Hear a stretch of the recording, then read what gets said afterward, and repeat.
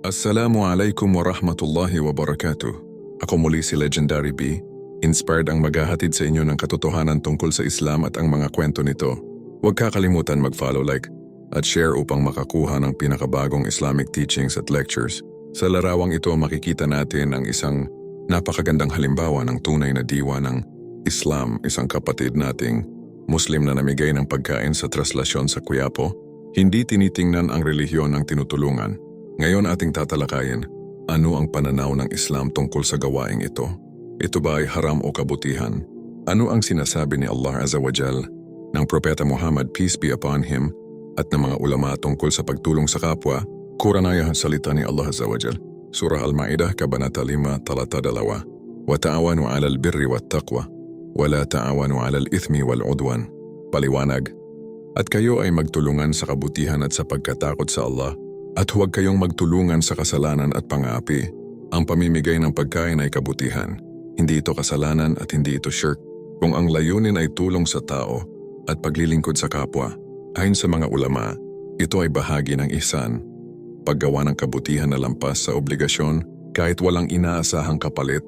Surah An-Nahl, Kabanata 16, Talata 90. Inna Allah ya'muru bil adli wal ihsan. Paliwanag, sinabi ni Allah Azza wa Jal, katotohanan iniuutos ng Allah ang katarungan at paggawa ng kabutihan. Ang pamimigay ng pagkain ay direktang kabutihan at bahagi ng katarungan sa lipunan. Surah Al-Anbiya, Kabanata 21, Talata 107. Wa ma arsalnaka illa rahmatan lil alamin. Paliwanag, at hindi ka namin isinugo maliban bilang awa para sa lahat ng nilikha. Ang Propeta Muhammad, sumakanya nawa ang kapayapaan, ay awa para sa lahat, Muslim man o hindi. Kapag tumutulong tayo sa kapwa, sumusunod tayo sa diwa ng rahma. Hadith ang Prophet Muhammad, sumakanya nawa ang kapayapaan. Hadith ng awa, Ar-Rahimun yarhamuhumur Rahman, irhamu man fil ard yarhamkum man fis sama. Hadith, Tirmidhi. Paliwanag, ang mga maawain ay kaawa ng pinakamawain.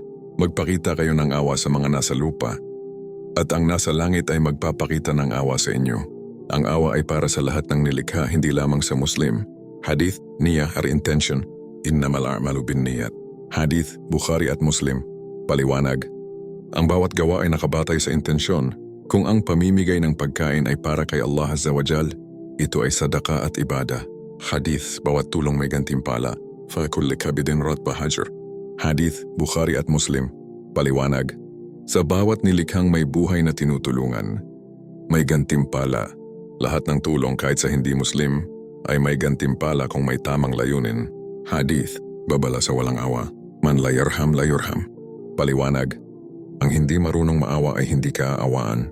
Ayon sa mga iskolar, ang pusong sarado sa awa ay malayo sa awa ng Allah Azza wa Jal.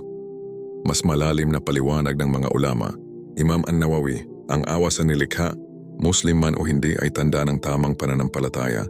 Ibn Taymiyyah, ang Islam ay relihiyon ng katarungan at awa kahit sa mga hindi Muslim, hanggat walang pagsuway sa tauhid.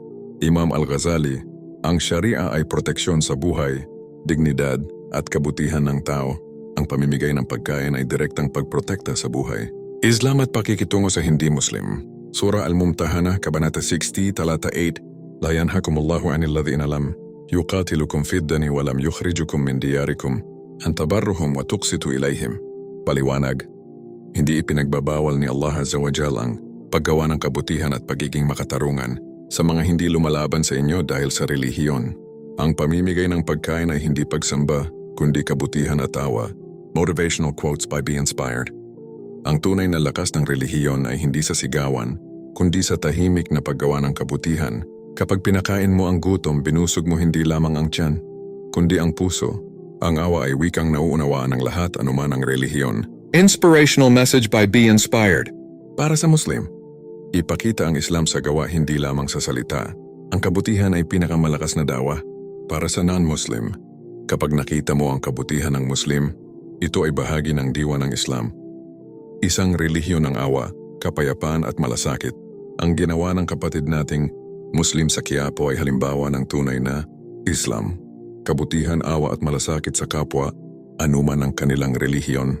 Ako muli si Legendary Be Inspired, ang maghahatid sa inyo ng katotohanan tungkol sa Islam at mga kwento nito. Huwag kakalimutan mag-follow, like, at share upang makakuha ng pinakabagong Islamic teachings at lectures. Naway gabayan tayong lahat ni Allah Azza wa Jal sa paggawa ng kabutihan at gawing instrumento ng kapayapaan sa mundong ito. Higit na mas nakakaalam si Allah Azza wa Jal kung ano ang nasa puso, isip at gawa ng kanyang mga nilikha at ang mga sinabi ko ay base lamang sa maliit na kaalaman ko. Kung may nais kayong ibahagi or sabihin tungkol sa naging topic ko, huwag magdalawang isip na magkomento. Hanggang sa muli inshallah. Assalamu alaikum wa rahmatullahi wa barakatuh.